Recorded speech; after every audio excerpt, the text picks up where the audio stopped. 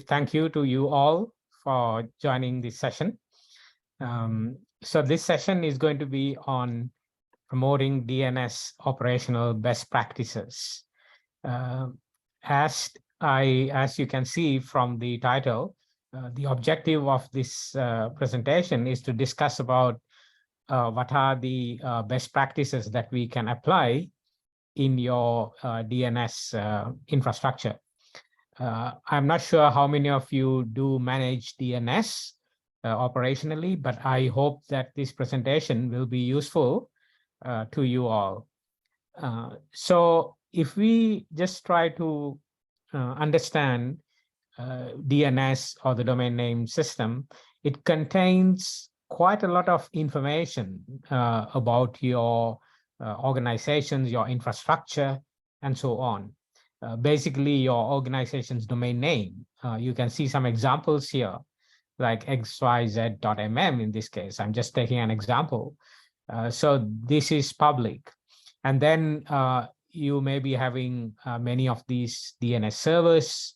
Also, there are many host names that you could be running, different type of host names, the IP addresses, then the mail server or MX records, the database servers, and so on. So there are quite a lot of information is public, actually.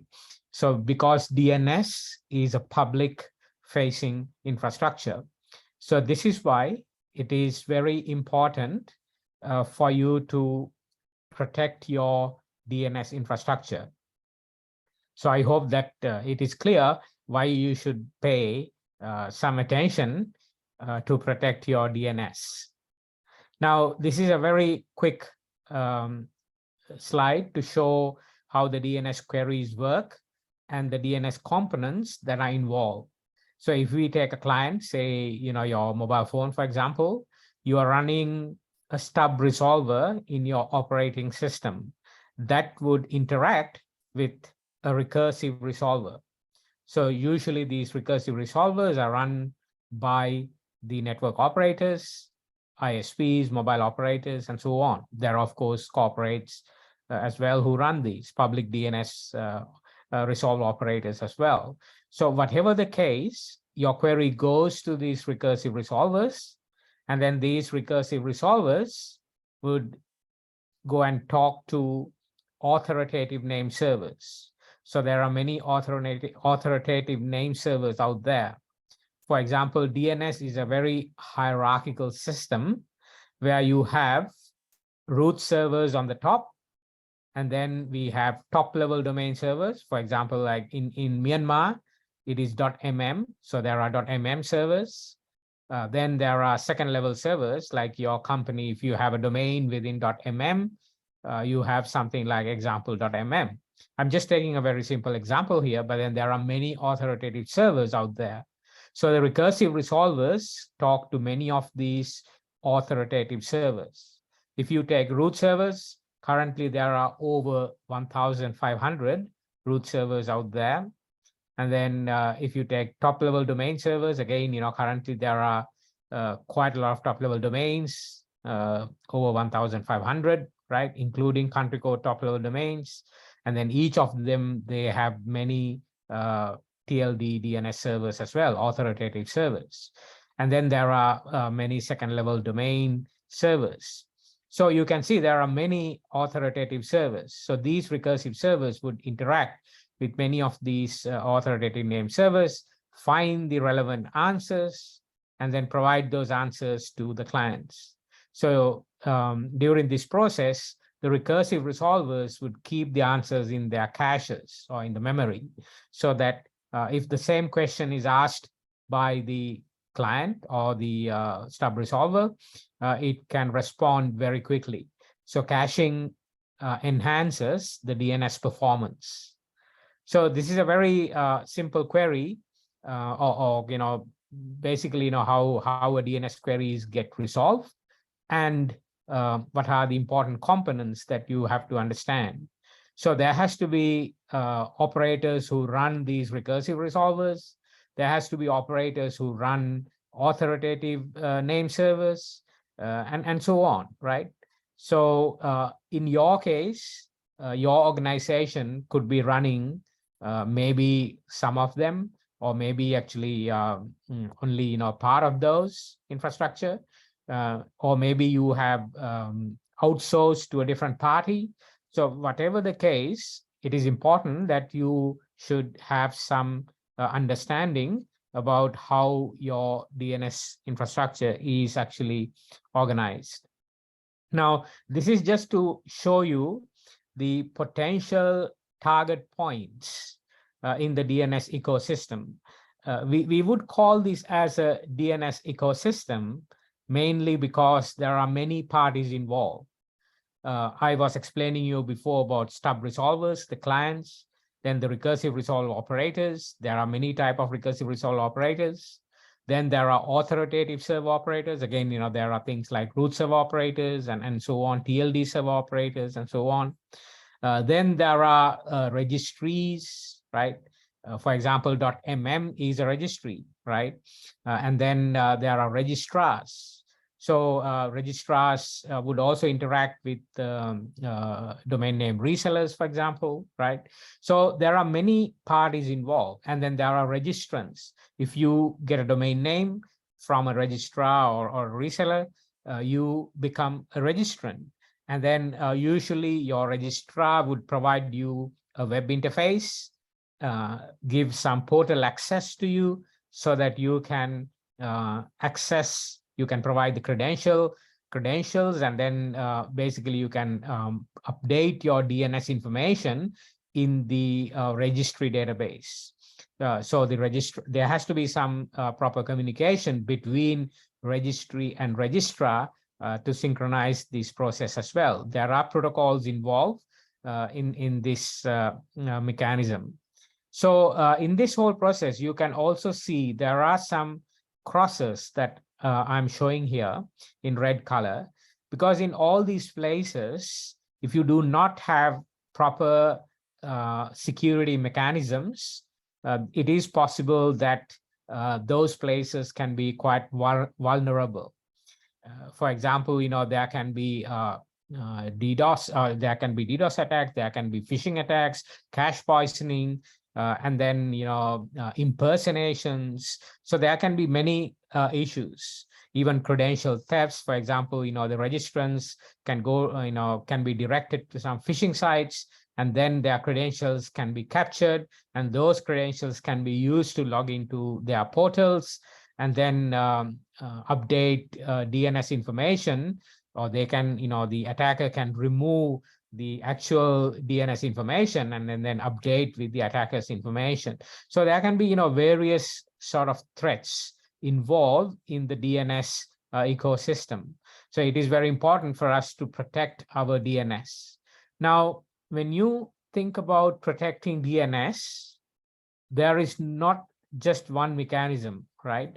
You have to think about, where to protect and what sort of mechanism we should use to protect that part of infrastructure. If you need, for example, if you need encryption between the client, the stub resolver, and the recursive resolver, then you have to have encryption. There are certain protocols like DOT, DOH, right?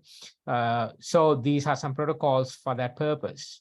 Then if you want some integrity and authenticity, which means if you have to know whether you are really getting the data from the correct server, then that means, you have to have authenticity, right?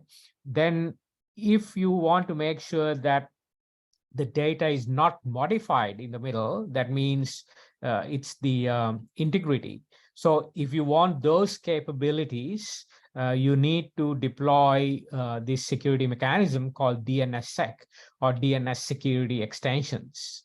Now, DNSSEC is a very important security mechanism that you should be considering deploying, especially even because, in .mm perspective, it is deployed at country code top level domain level. But if you have any second level domain, for example, your organizational domain, whether it is in .mm or whether it is in .com and so on, you should try to deploy DNSSEC, so that you can make sure that your zone is protected. And then also, there are, as I told you before, you have to have quite a lot of security hygiene across your DNS infrastructure to make sure that the whole infrastructure is protected. And also, generally apply the usual security or the, usual cybersecurity principles and make sure that is applied within your infrastructure. I also want to highlight something in this presentation, actually. That's the one of the key objectives of this presentation, to talk about a tool called kindness. I mean, you can see it is actually, it is an acronym, right? Every letter has a certain, expansion. And but usually this is pronounced as kindness. So this is an initiative by ICANN. So the whole idea is to actually, as an operator, you can evaluate what sort of DNS practices that you are being applying in your DNS infrastructure, and how you can improve, right? How you can improve. And also you can do some self-assessment. And then if you can have, if you have deployed all those best practices in relevant operational environments, then you can also actually share these practices with the other operators as well, so that the others can also learn from you. So you become sort of an ambassador on this. So that's the sort of, bottom line, or the whole idea of this initiative. So whether you are a small operator or a large operator, you can still actually apply these DNS best practices, operational best practices, and try to secure your DNS infrastructure. We also have to understand that DNS protocol, or basically, the first RFCs were written very long time ago, right? It is actually more than 40 years ago. So we have to understand that, during that time, there were not much of security mechanisms were built into the protocol. So that is why since then there have been many updates, many security updates, many security mechanisms, many RFCs has come. So this is why it is quite important for us to apply those security mechanisms and in your infrastructure, and try to protect it. So if we go into this kindness, now there are few operators that we try to focus on. First one is actually the authoritative DNS operators, especially the ones who are running top-level domains and critical zones. For example, like .mm zone, right? Or there could be some critical zones as well, which is quite key, say within Myanmar, for example. Just imagine in case if .mm goes down, so it is quite, it will be a big impact on the whole country, right? So this is why it is very important that, the top-level domains, country code top-level domains, they should try to apply these security best practices. For example, I told you before, they have to deploy DNSSEC. So basically your zone should be signed. And this is very important, so that even when any delegations within .mm, say example .mm, they can also try to sign their zone and then propagate the trust to the .mm, right? So that's the whole idea. And as I said earlier, .mm, they have deployed DNSSEC, so you don't have to worry about it. So here, also if they can consider, if they have already done many of these other best practices, I think it would be quite useful. So for example, zone transfers between the authoritative servers must be quite limited, especially if you're running some critical zones or top-level domains, right? And then the zone file integrity is very important. So that should be controlled as well. And then if you are running some recursive servers, because there are some operators who run both authoritative servers as well as recursive servers. So if you're running both of these servers, then try to have those different servers in different infrastructure. Don't put everything, or there are some operators, they would run both authoritative function and the recursive function in the same server itself. That is not very good. So have it separate, put in those in different separate infrastructures. Then you also have to have at least minimum of 2 name servers. These are quite understandable. Then there has to be quite a lot of diversity in terms of the DNS software as well, because if you use a same DNS software across all your name servers, in case if there is some security vulnerability within the DNS software, then all your DNS servers would be affected.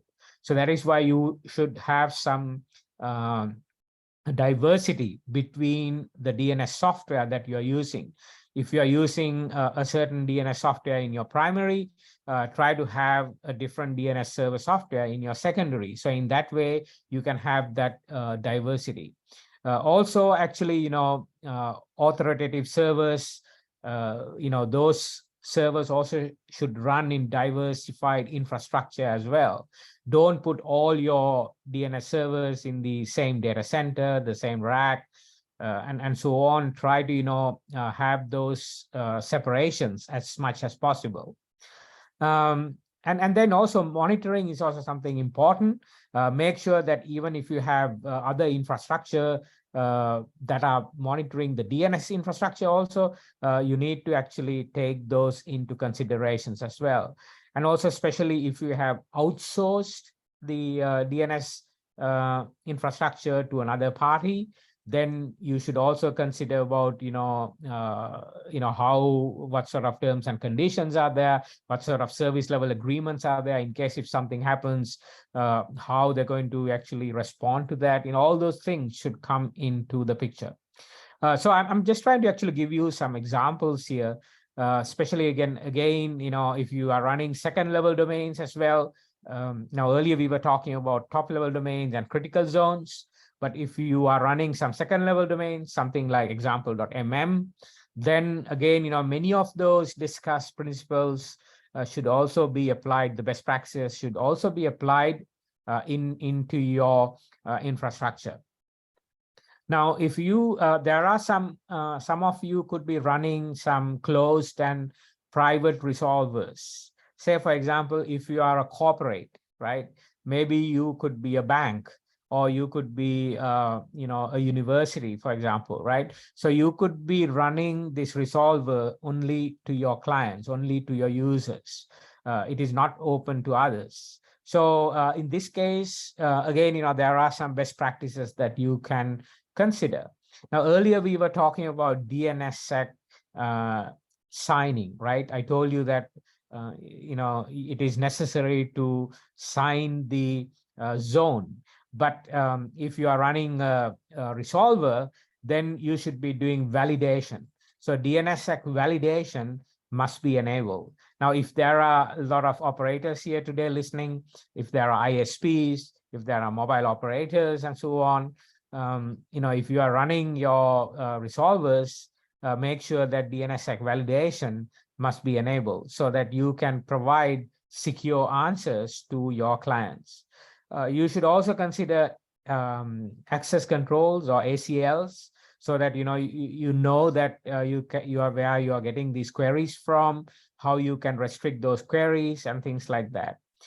Queue name minimization is also something that you should be thinking about, because when the recursive resolvers send the query out to the authoritative servers, you don't really need to send the full question, right? Because if then the query goes to root servers only need to know where the top level domains are. It doesn't, so if you're going to send where is a particular host name, that is really not necessary for a root server, because root server only cares about where the top level domains are.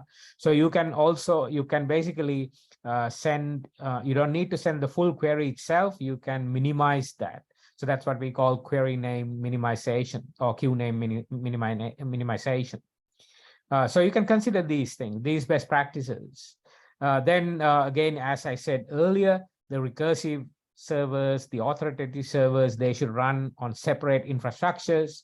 You should have at least, two distinct servers, right? And then if you are running, if you're running these servers, make sure that they are running on diversified infrastructure, as we discussed. Also, monitoring is also something very important. Now, this is another type of resolve operator that we see, shared private resolve operators. So shared private resolve operators are typically like ISPs because, they share it among their customers, right?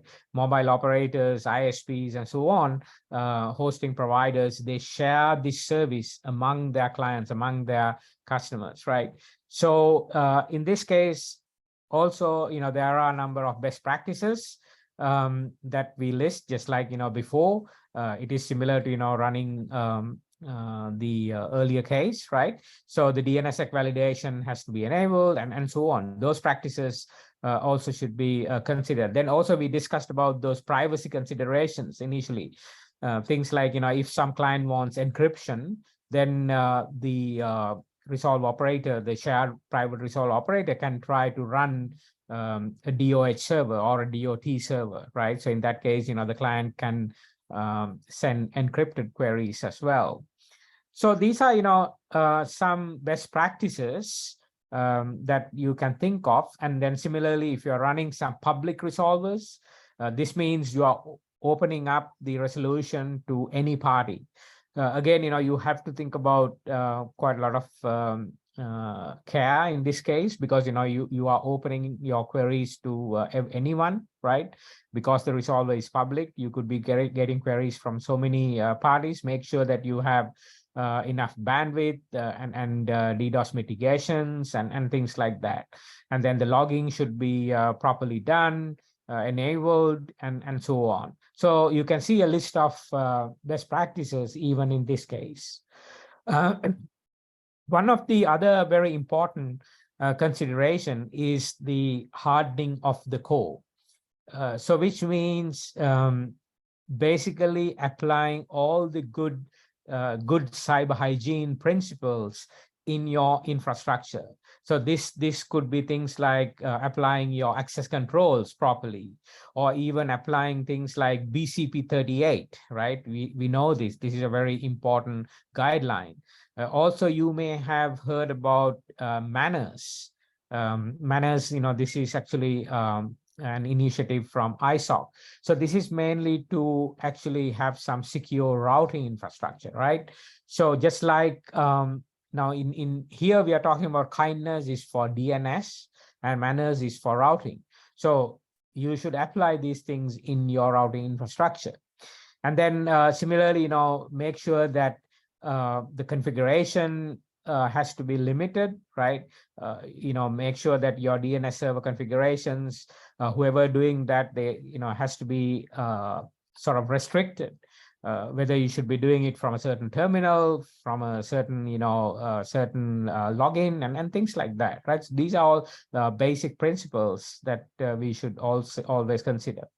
And then the usual, the permission stuff, the configurations, the access management, the credential management, because a lot of people don't care much about the credential management, things like two-factor authentications, multi-factor authentications. So these are all important good practices. Also, if you're doing some authentications, try to do key-based authentications, cryptographic keys I'm talking about. So these are always more reliable, more secure, and so on, right? Okay, now just before I finish my presentation, now I was telling about the kindness tool. So kindness is as I said, it is a tool that, or a framework that you can test or assess whether you're using best current practices in your network or in your DNS infrastructure. So anyone can try this out. You can actually do some self-assessment, and see, I mean, of course, you can do it by yourself, right? So you don't need to actually share this information with anyone. You can do it by yourself. And do a self-assessment, even as an anonymous user, right? And see, how you're doing, whether you are applying the correct principles in your infrastructure. You can also download the reports based on your input, right? You can download a report with the guidelines, practices that is being recommended to you, right? And also, if you have done that, if you want to go further, you can join the kindness. Basically, you can join this as a participant. There are many organizations currently who have joined kindness as a participant. So those organizations, they have shared, their principles, their best practices, so others can also learn from them. And then you become a sort of an ambassador, goodwill ambassador, as I told you before, so others can learn from you. So this is all voluntary. So I would say that you could try this out. Go to www.kindness.org. This is this website, and you can do a self-assessment, as I told you before, even as an anonymous user if you want to, or if you really want to join kindness and be an active participant and so on, I would highly encourage that you can join and then be a participant, right? So then you can also actually, if you go to the website, you can see who are the current participants, which organizations, and then what type of operators they are, and then also actually the practices they are actually applying, right? So that you can learn from them as well. There is also a mailing list. This is the mailing list. You can join the mailing list and then contribute to the mailing list, see what people are talking about, and also try to learn from that as well. So this is what I wanted to mainly share today, how important is DNS, because it's a public facing infrastructure. There can be quite a lot of attacks that could come into your DNS infrastructure. Make sure you apply different DNS security mechanisms and try to protect DNS. Also, depending on the type of service, type of operational activity that you're doing, you could be a resolve operator, you could be an authoritative server operator, and so on. You could be managing critical zones, you could be managing second level domains and things like that. Depending on that, what kind of best practices that you can apply in your infrastructure. So with this, I hope that you can also try to use this kindness framework and see, or the kindness tool, and see how it goes with it. I think that's all I have in my presentation, and thank you very much for listening, and hope it was useful to you. Thank you.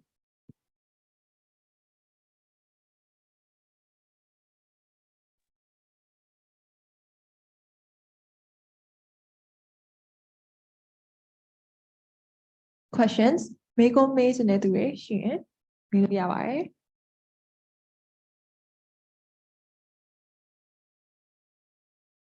မရှိဘူးလို့ယူဆမယ်နော်အဲ့ဒါဆိုလို့ရှိရင် quiz လေးစလိုက်ကြအောင်thank you sir Champica. Yeah, thank you very much, and hopefully I can join the conference physically in the future event, and it was very nice talking to you all. Thank you.